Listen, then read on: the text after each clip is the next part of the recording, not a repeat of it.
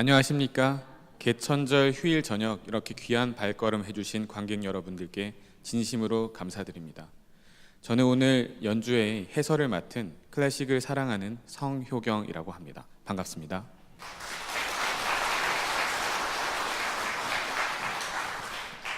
여러분, 드뷔시라는 작곡가를 이전에도 알고 계셨나요? 많이 알고 계셨죠? 여기서 음악을 정말 사랑하시는 분들이 많이 계셔서 사실은 드뷔시라는 음악가가 조금 생소할 수도 있는데요. 그래서 제가 약간의 해설을 준비하였습니다. 드뷔시는 1862년 프랑스 파리 근교의 한 작은 마을에서 태어났습니다. 그리고 1918년 56세의 나이로 세상을 떠나게 되는데요. 따라서 지금 2018년 올해가 바로 드뷔시 서거 100주년이 되는 해가 되겠습니다. 피아니스트 정혜연 씨는 드뷔시 서거 100주년을 맞아서 드뷔시의 여러 솔로곡들을 모아서 연주회를 준비하였습니다. 드뷔시에 대해서 잠깐만 말씀드리자면은 프랑스 인상주의 음악의 창시자이고 완성자라고 불립니다. 인상주의 음악이란 여러분들이 잘 알고 계시는 것처럼 인상주의 화가, 화풍에서부터 유래한 것인데요. 잘 알려진 마네, 모네, 르누아르, 세잔, 피사로 등등이 인상주의 화가가 되겠습니다. 여러분이 갖고 계신 팜플렛에서도 아시는 분들은 다 아시겠지만 모네의 수련 연작 그림이 나와 있습니다. 신기하게도 클로드라는 이름은 드뷔시도 클로드라는 이름을 가지고 있고 모네도 동명이인이 되겠네요. 이런 인상주의 음악은 어떤 강렬한 감정이나 이야기를 직접 묘사하기보다는 암시와 분위기에 초점을 두고 있습니다. 따라서 어떤 단어들로 이야기하자면 몽환, 신비, 모호, 포착하기 어려운 등과 같이 드뷔시의 음악을 이야기할 수 있습니다. 모네 같은 경우에는 그림을 그릴 때 빛의 그 순간을 잡기 위해서 가장 빨리 그렸던 그림은 7분 안에도 그렸다고 합니다. 왜냐하면 그 시간이 지나고 나면 그 빛이 다른 빛으로 바뀌기 때문이죠. 따라서 이러한 환상적이며 빛이라던가 바람, 끊임없이 변화하는 것에 대한 것을 어떻게 음악으로 담아낼 수 있을까라고 많이 생각하고 그것을 실제로 나타낸 분이 바로 드뷔시가 되겠습니다.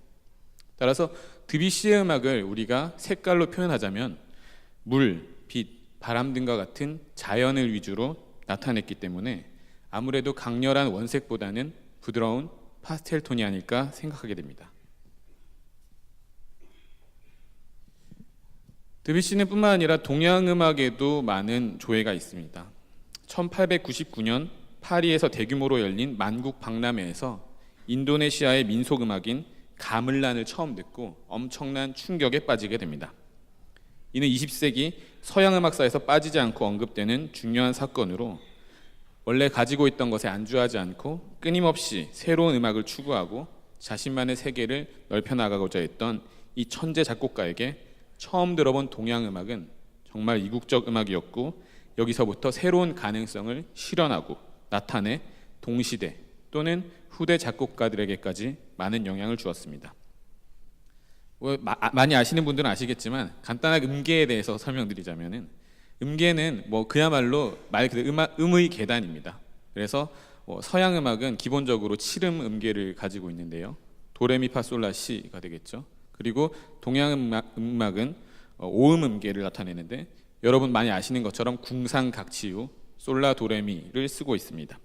드뷔시는 기본적으로 서양에서 많이 사용하였던 7음 음계뿐만 아니라 동양적 느낌의 5음 음계, 그리고 5음계라고 불리는 6음 음계, 그 다음에 8음 음계까지 다 사용하여서 이국적인 느낌을 살려 신비하고도 오묘한 느낌을 나타내게 됐습니다. 즉 여러 가지 색깔을 쓴 그런 화가와도 비유할 수가 있겠죠. 지금부터 말씀드릴 내용은 약간은 팜플렛에 있는 내용이라서 간단하게 말씀드리겠습니다. 첫 번째 연주될 곡은 바로 베르가마스크 모음곡입니다. 이 곡은 총 4개의 악장으로 이루어져 있습니다. 드뷔시가 이탈리아에서 유학하던 당시 이탈리아 베르가모 지방을 여행하며 쓴 곡으로서 이색적인 풍경을 보며 받은 인상에 이러한 제목을 붙였습니다. 특유의 아름답고 간결한 멜로디로 그의 피아노 곡 중에 가장 높은 인기를 누릴 뿐만 아니라 그의 프랑스적 취향을 가장 직설적으로 보여주는 대표작으로 손꼽을 수 있습니다.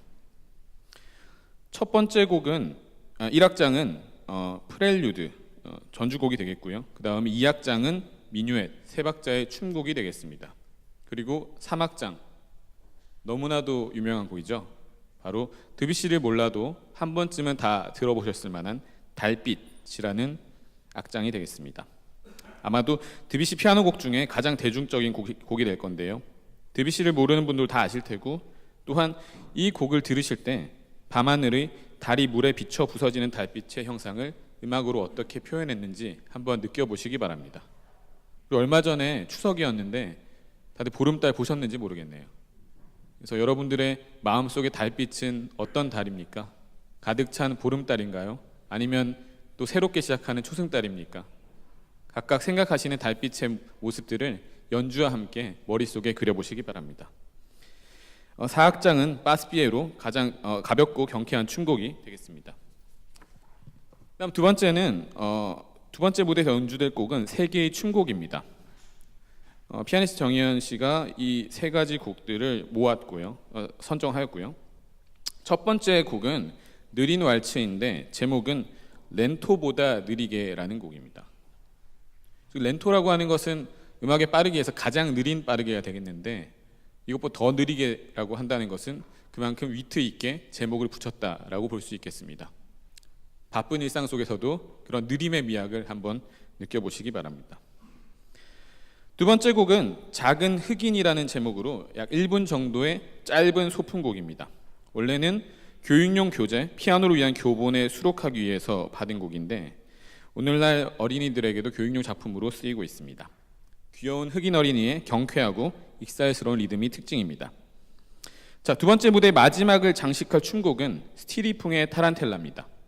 타란텔라라고 하면은 보통 8분의 6박자의 빠른 춤곡을 말하는데요. 여기서 스티리풍이라고 하는 것은 오스트리아 남부 지방의 스티리아라고 하는 주에서 유행했던 스타일을 말합니다. 지금까지 설명을 드렸고요. 자, 그러면은 서론이 너무 길었죠. 자, 이제 피아니스트 정희연 씨를 무대로 모셔서 연주를 듣도록 하겠습니다. 큰 박수 부탁드립니다.